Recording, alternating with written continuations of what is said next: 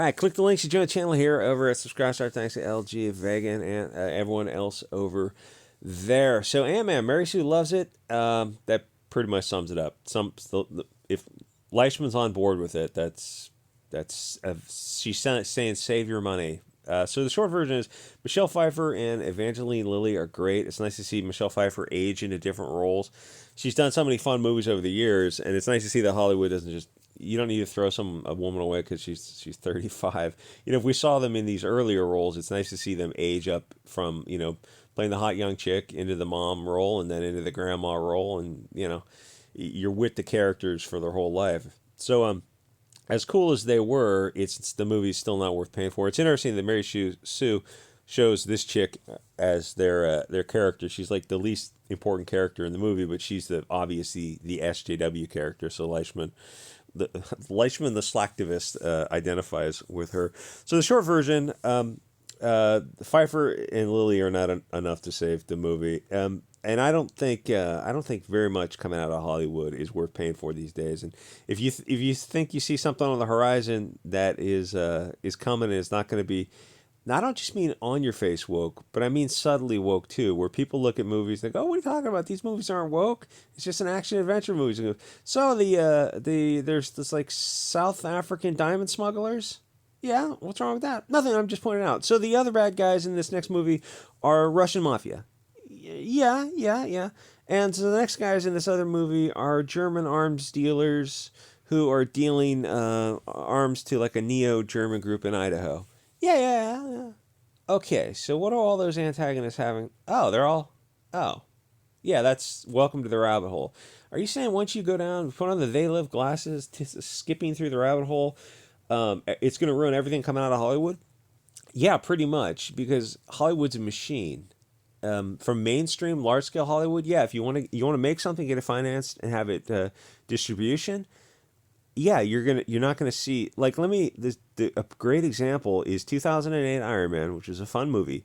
The guy's off in that warm sandy place, and he's coming toe to toe with those people in that warm sandy place, and then in 2020 they're off in another warm sandy place, and the bad guys are British in the warm sandy place. So that's just a little wee bit of a difference. Like one movie had verisimilitude, and then the Black Adam movie is, so the bad guys over there are like some kind of British. Are they United Nations? Are you speaking out against the United Nations? No, no, no, no, no. We love the United Nations. Yeah, we know you do, Mister One World Government, New World Order. So what exactly are you speaking out against? Just like British people in general? You get the idea. It's like it's only barely a decade, and there's such a difference.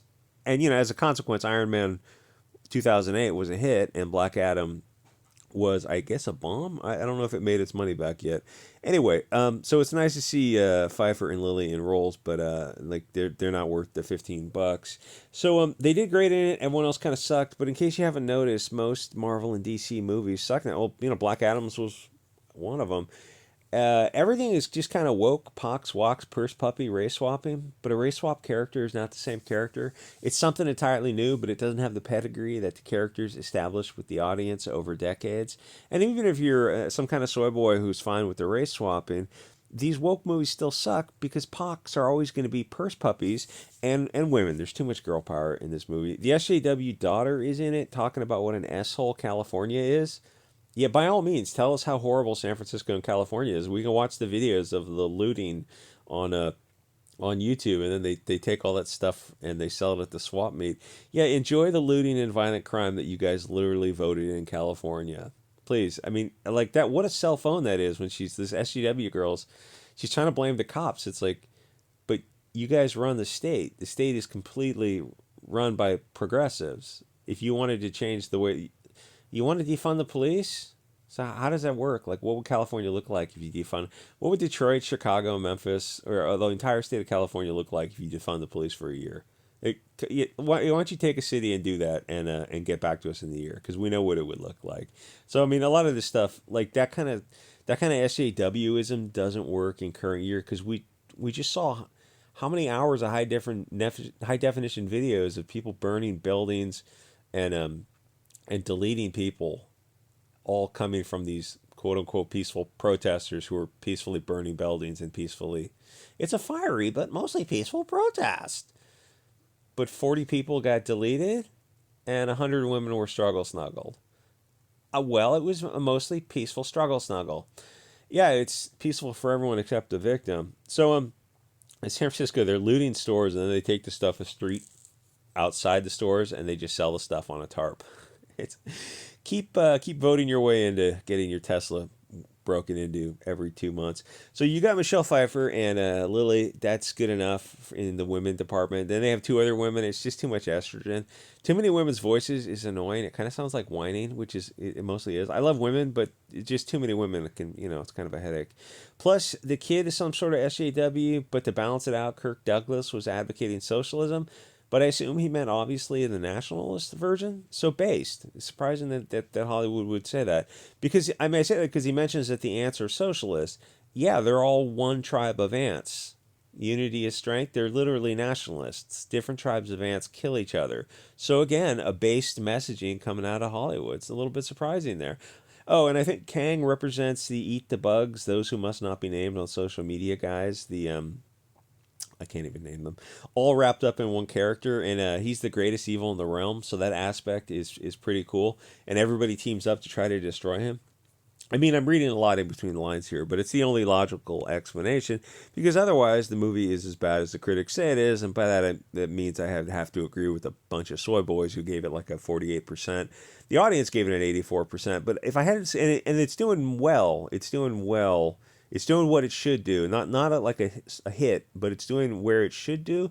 But I also don't think it doesn't feel like it has legs. Like I think people are just going to go see it because you're still coming out of the Wu-Flu time and people just want a shiny popcorn type of film. So, but I don't think it's going to hang on. But it'll be interesting to see if it actually loses money. So the movie was bad enough that it finally made me get tired of Paul Rudd, which is a challenge to do because he's always like played the guy who was pretty good in movies. He was fine. Is he a good actor? Not really. He's just likable. He just plays himself. So he's in a ton of movies and he's made tons of money being in movies that are slightly better than mediocre but never great. He's always just that guy who plays the okay role. His whole shtick is the self-effacing guy, and in this movie, it's finally gotten old. The thing that doesn't make sense is he goes to the quantum realm, and he's meeting these new people, and he's nervous. Except Ant-Man is a superhero. He's had his challenges. He's overcome them. He's part of a team. The actor and the character is 50 years old, and while he's not the most powerful guy on the team, he knows his capabilities. He might not have the Thor levels of confidence, but he's not going to be nervous. So they wrote scenes in the movie for laughs, but it doesn't make sense because they have MODOK, who's some kind of sociopath. He's running around or flying around trying to delete people, but it's played as a comedy. None of that makes sense. And of course, Kang, this guy is just the biggest. Kleinfeld, which sounds like a pseudonym, but I don't think it is. It's weird to see guys who are this much of a govern me harder type of soy boy. I always trust the government and the media because they have our best interests. What the hell is wrong? Like when guys do, like women, I can understand because they kind of follow. But when guys are this level of soy where they trust the externality. I look at them like, ooh, you are not an addition to the tribe. So whoever wrote this didn't really fundamentally understand the characters.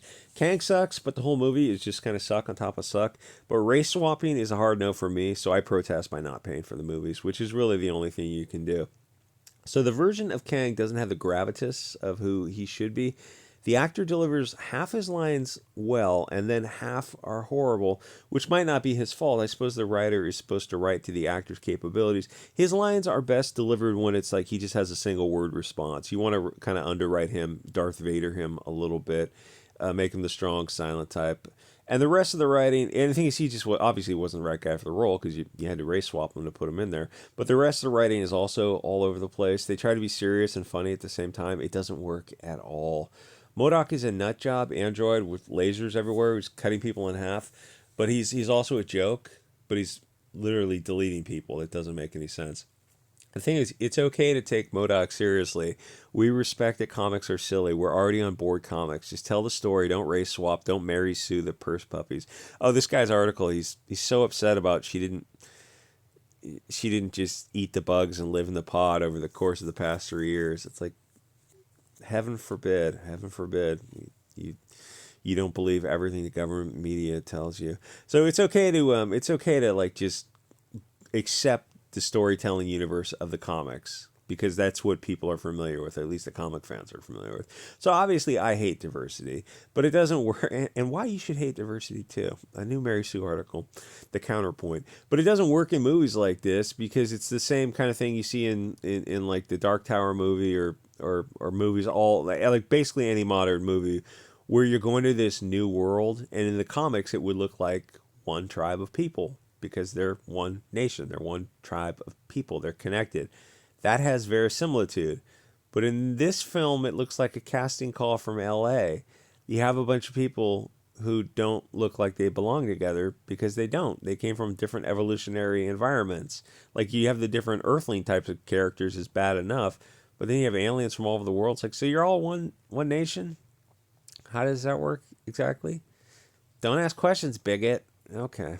So if they're one tribe, shouldn't they look like they all belong together? How dare you say that people don't belong? Well, I'm just saying, like anthropologically, different evolutionary stressors produce different people, adaptations to them. People Anyway, so I don't know if kids even care about the willing suspension of disbelief anymore because if they're under a certain age, all they know is these cultural Marxist propaganda films. And you can look back. I know the fun, silly 80s movies I'm constantly referencing. I know they're just silly, stupid movies, but they look like Shakespeare in comparison to the stuff you're seeing now. I mean, this stuff is, and you think about it, like your parents' generation, if you were watching movies in the 80s, we're looking at these movies, the 80s movies, and thinking, oh, God, these things are horrible. And in hindsight, I look back and realize they were, and then they're going back to their generation of movies, the 40s, 50s, whatever. And you look back at those, you go like, oh, those really were much better. And then after a certain time period, in the 60s somewhere, 70s, it just went downhill. It's like you had fun schlocky movies in the 70s and 80s, but they weren't good movies. They weren't telling true stories. Anyway, so you look at some of the past films Marvel did, Eternals, Black Widow, Shang-Chi, and this either bombs or underperformers. And I don't think this is gonna bomb, but I do think it's gonna underperform. Like it's gonna go it's gonna have that opening 4-day weekend, which it had at $100 million. It did. That's okay. That's where it should do. But I think it's just gonna drop off a cliff because it's not a good movie. Like it's not gonna have word of mouth. People want to see it. We'll see the popcorn movie during the first weekend. But like I said, I was talking to people because I kind of thought, oh, we'll go see this movie, and they're all, and these are fans, like these are like real fans. They go, oh, we're gonna wait for it on streaming. Like, whoa, I did not expect to hear these guys say they would not go to a theater. They're gonna wait for it. That's a trip because they know. I mean, how many bad movies do you need to see? Like when you have those Eternals, Black Widow, Shang Chi, just in that Marvel universe, like those are bad movies. If you see three bad movies in a row, you're done with with Marvel. Like it's maybe if there's like a big ensemble movie, you'd be on board with it. But even then, you're gonna be a little bit gun shy. Anyway, like, comment, subscribe. I'll see you guys on the next episode.